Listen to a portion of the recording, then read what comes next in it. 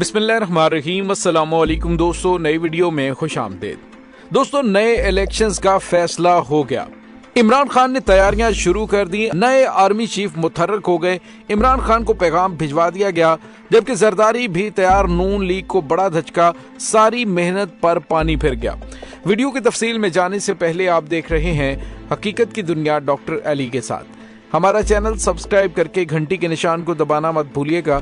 इस वीडियो को ज्यादा से ज्यादा फेसबुक, व्हाट्सएप और सोशल मीडिया पर शेयर जरूर करें। शेयर और लाइक करने के साथ साथ कमेंट बॉक्स में पाक फौज जिंदाबाद, पाकिस्तान पाइंदाबाद और पाकिस्तान के गुमनाम हीरोज को सलाम का नारा कमेंट जरूर कीजिएगा। दोस्तों, हुकूमत की जानिब से पंजाब में अदम एतमाद लाने की कोशिश की जा रही थी और इसकी तैयारियां भी की गईं। खजानों के मुंह खोले गए, लेकिन उसमें बहुत बड़ी नाकामी का सामना करना पड़ा है।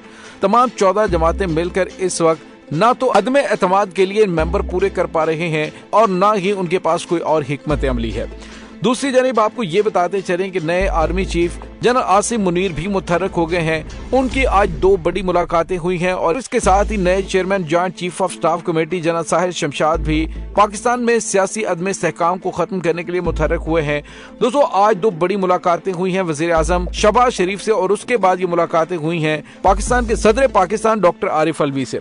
दोस्तों, यहाँ पे आपको ये बताते चलें कि नए chairman joint chief of staff committee general Sahir Shamshad Mirza ईवान सदर पहुंचे, जहां उनकी मुलाकात सदर मुमलिकत डॉक्टर आरिफ अलवी से हुई और उनकी अलग-अलग मुलाकात हुई, जिसमें जराये का दावा है कि कप्तान को पैगाम दे दिया गया है कि आप इलेक्शन की तैयारी करें। दूसरी जानिब आपको ये भी बताते चलें कि पाकिस्तान तहरीक इंसाफ की जानिब से आज एक बड़ी मीटिंग बुलाई गई है, जिसमें इमरान खान ने कहा है कि वो इलेक्शन में अपने देरीना साथियों को, पुराने साथियों को मैदान में उतारेंगे। दोस्तों, यहाँ पे आपको ये भी बताते चले कि इमरान खान जुम्मे और हफ्ते को बड़ा सरप्राइज देने जा रहे हैं और ये बड़ा सरप्राइज पंजाब असेंबली को तहलील करने के हवाले से है। DGISI की भी शहबाज शरीफ से मुलाकात हुई है और शहबाज शरीफ को हालात की संगीनी के हवाले से बता दिया गया है कि अगर पंजाब असेंबली तहलील होती है तो वफाकी हुकूमत को खतरा होगा, फिर लामहला इलेक्शन की जानिब बढ़ना ही पड़ेगा।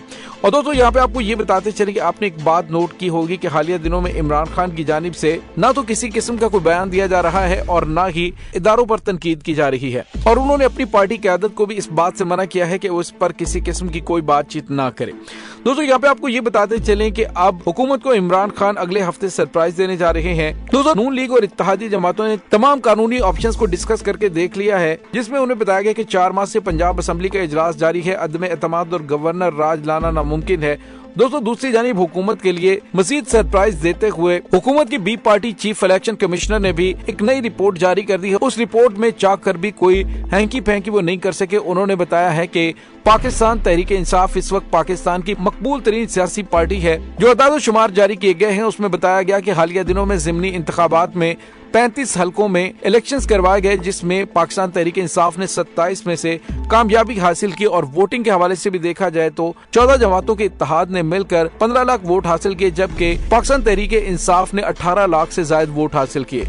और तो और मुस्लिम लीग नून एक भी निशस्त जीतने में नाकाम रही, जबकि पीपल्स पार्टी तहरीक इंसाफ के बाद दूसरे नंबर पर सीटें जीतने वाली पार्टी बन गई। और दोस्तों, यहाँ पे आपको ये बताते चलें कि जरदारी इसी वजह से बिल्कुल खामोशी से लगा हुआ था और आज पीपल्स पार्टी के यौम तासीस के मौके पर इस बात का इजहार भी कर दिया गया कि वो आने वाले दिनों में क्या चाह रहे हैं। जरदारी की जानिब से कहा गया है कि आने वाले दिनों में पीपल्स पार्टी इलेक्शन की तैयारी कर रही है और इलेक्शन के हवाले से जरदारी PDM इत्तेहाद को बड़ा सरप्राइज भी देने वाले हैं। और दोस्तों, वो सरप्राइज यही होगा कि हुकूमत की जानिब से जो कोशिशें की जा रही थी कि पंजाब हुकूमत को बचाया जाए, एक तो उसे बचाने में नाकाम रहे हैं, जबकि दूसरी जानिब जरदारी के मशवरों से इस हुकूमत ने हर वो फैसला किया जो नून लीग की सियासी मौत का बायस बन सकता था।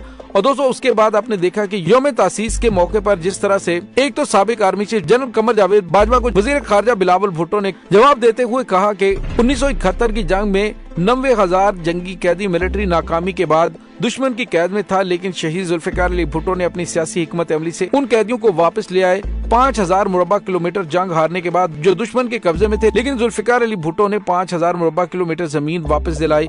आज उसी थर की जमीन से कोयला निकल रहा है। दोस्तों, यहाँ पे आपको ये बताते चले कि यौम तासीस के मौके पर पीपल्स पार्टी की जानिब से और बिलावल की जानिब से ये सवालात भी उठाए गए कि मोहतरमा बेनजीर भुट्टो पर हमला किन के दौरे हुकूमत में हुआ, उनको जेल में किसने डलवाया, उनके साथ किन्होंने ज्यादतियां की। दोस्तों यहाँ पे आपको ये बताते चलें कि अब जरदारी के तेवर बदलना शुरू हो चुके हैं। जो उसने मुफादात हासिल करने थे वो काफी हद तक कर चुके हैं और बाकी के मुफादात आने वाले दिनों में हासिल करने वाले हैं। ये बात तो हकीकत है कि पाकिस्तान तहरीक इंसाफ इस इलेक्शन के अंदर लीड करता हुआ नजर आ रहा है। जिस तरह से इलेक्शन कमीशन की जानिब से रिपोर्ट जारी की गई है और सबको भी पता है कि पाकिस्तान तहरीक इंसाफ इस वक्त मकबूलियत की बुलंदी पे है और इमरान खान 2/3 अक्सरियत से आने वाले इलेक्शन में कामयाब हो सकते हैं। और दोस्तों यहाँ पे आपको ये बताते चलें कि इस हुकूमत की जानिब से और जरदारी की जानिब से मिलकर आने वाली हुकूमत के लिए जो बारूदी सुरंगें लगाई गई हैं वो यकीनी तौर पर आने वाली हुकूमत के लिए शदीद तरीन मुश्किलात पैदा करेंगी और इन्हीं मुश्किलात से लड़ते लड़ते 5 साल गुजर जाएंगे और उसके बाद सवाल पूछा जाएगा कि क्या डिलीवर किया, तो उसके बाद जो अगला ऑप्शन होगा वो पीपल्स पार्टी का होगा। तो दोस्तों इसी वजह से जरदारी की जानिब से बड़े ही प्लानिंग के साथ गेम करते हुए एक तो बिलावल जरदारी को पूरी दुनिया के अंदर वजीर खारजा के तौर पर मुतारफ करवाया और आज भी यौम तासीस की तकरीर के मौके पे मुराद अली शाह की जानिब से कहा कि आने वाले वजीर आजम पाकिस्तान बिलावल जरदारी होंगे। तो दोस्तों इस वक्त पीडीएम इत्तेहाद के साथ एक तो जरदारी ने बड़ी गेम कर दी है कि नून लीग से मुश्किल तरीन फैसले करवा के एक उन्होंने कहा कि पंजाब असम्बलियों को तहलील नहीं होने देंगे, पंजाब असम्बलियां भी तहलील होने जा रही हैं, इलेक्शन भी नए होने जा रहे हैं और इस हवाले से पैगामात भी कप्तान तक पहुंचा दिए गए। इसी वजह से कप्तान की जानिब से ना तो कोई जारहाना बयान दिया जा रहा है बल्कि खामोशी के साथ अपनी कैंपेन को आगे बढ़ाया जा रहा है और इलेक्शन की तैयारी की जा रही है। तो दोस्तों इस वक्त सूरत हाल हुकूमत के बहुत ज्यादा मुखालिफ जा रही है। हुकूमत जो ये सोच रही थी कि इमरान खान बैकफुट पर चले गए और रावलपिंडी से वापस आ गए हैं, लेकिन बाखबर जराए ये कहते हैं कि इमरान खान ऐसे ही वापस नहीं आए। उनके साथ बैकडोर राबितों के अंदर ये बात तय कर दी जाएगी कि आपकी डिमांड के मुताबिक इलेक्शन करवा दिए जाएंगे, लिहाजा बेहतर है कि आप लॉन्ग मार्च को खत्म करके वापस चले जाएं, असम्बलियां तहलील करें और फिर देखें इलेक्शन हो जाएंगे।